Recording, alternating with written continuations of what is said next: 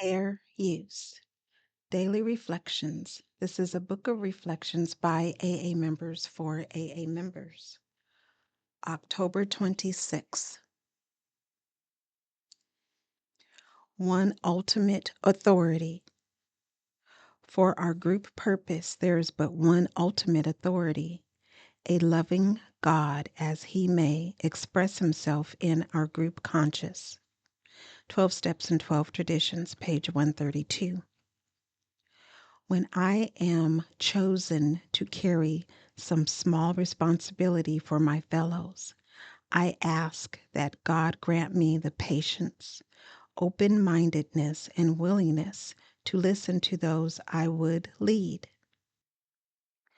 I must remind myself that I am the trusted servant of others, not their governor, teacher, or instructor. God guides my words and my actions, and my responsibility is to heed his suggestions.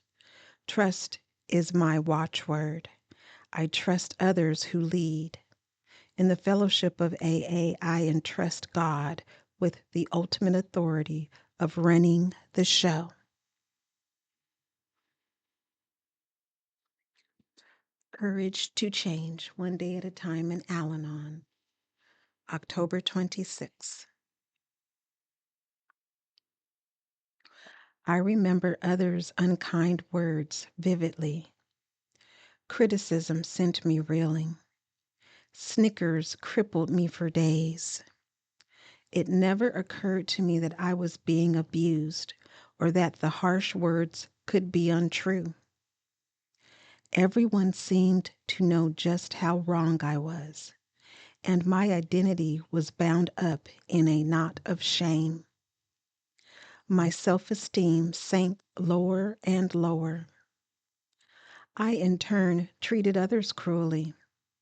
I found it great fun to assault someone's character in the company of friends. For a few minutes I felt better about myself, but not for long, and only at other people's expense. Gossip never enriched anyone's character. It was only an excuse to avoid focusing on myself. Today's reminder. Many of us tend to react rather than act. When we hurt, we may want to strike out and hurt someone else. In Al-Anon, we learn that we can interrupt this automatic response long enough to decide how we really want to behave. Someone else's unkindness is no reason for me to lower my standards for my own behavior. When I take responsibility for my actions, regardless of what other people do, I become someone I can be proud of. When I feel good about myself, it's much easier not to take insults personally. There is a Latin proverb and it reads, "If one throws salt at thee, thou wilt receive no harm unless thou hast sore places." Just for today, Daily Meditations for Recovering Addicts, October 26th, The Path to Self-Acceptance. The most effective means of achieving self-acceptance is through applying the 12 steps of recovery. IP number 19, Self-Acceptance.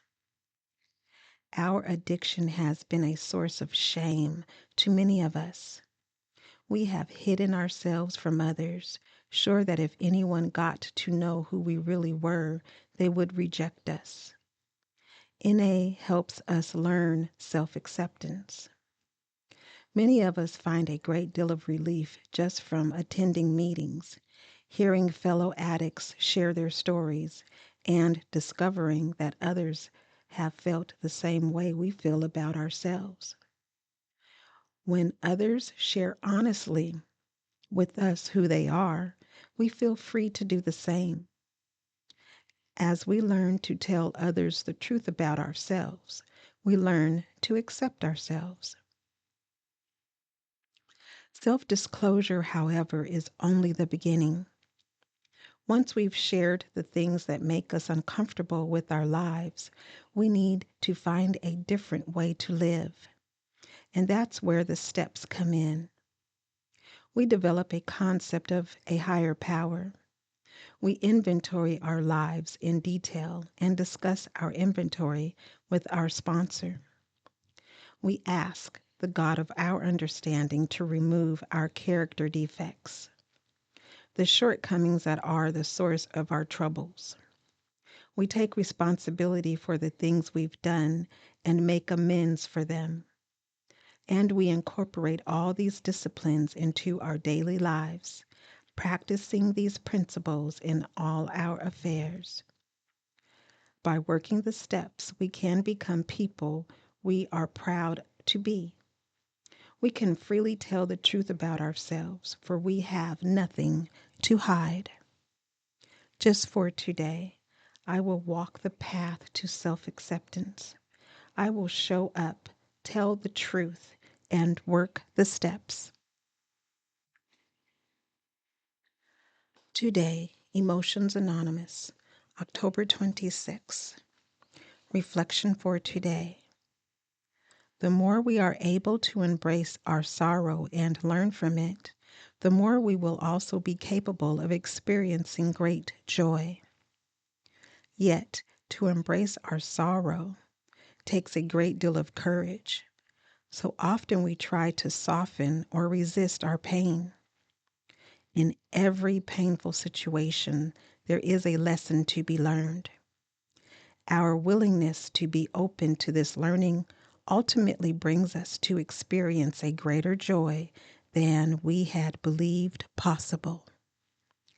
Meditation for today. May I hang on during my painful times, knowing my pain will eventually turn again into joy. Today I will remember the depth of my sorrow mirrors the peak of my joy. Strengthening my recovery. Meditations for adult children of alcoholics' dysfunctional families. October 26. Self-forgiveness.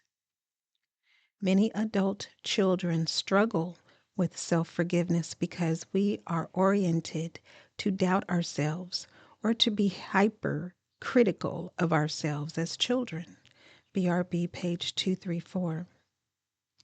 We carry messages in our heads that if we do something and anyone has a negative reaction, we must have made a mistake. And if anyone tells us we did something wrong, our first thought is, of course they're right. It doesn't matter whether we actually did something wrong or not. We tell ourselves things like, I should have known better. What's the matter with me? Look at his expression, of course he's mad at me. These are like the messages we heard as children that became so ingrained that we learned at a very early age to say them to ourselves.